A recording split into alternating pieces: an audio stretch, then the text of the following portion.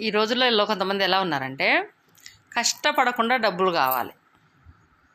కష్టపడకుండా డబ్బులు ఎలా వస్తాయి చెప్పండి?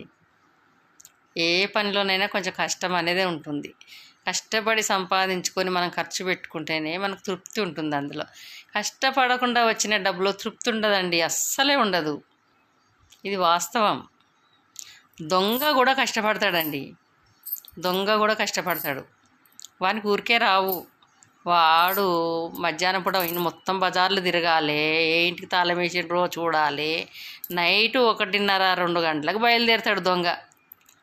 వాడు వచ్చి గోడ దునికి తాళం బలగొట్టి ఎవ్వరు చూడకుండా చేసి ఆడు దొరికితేనేమో వాని మొత్తం పగిలిపోతాయి, దొరకకపోతే మాత్రం దొరే.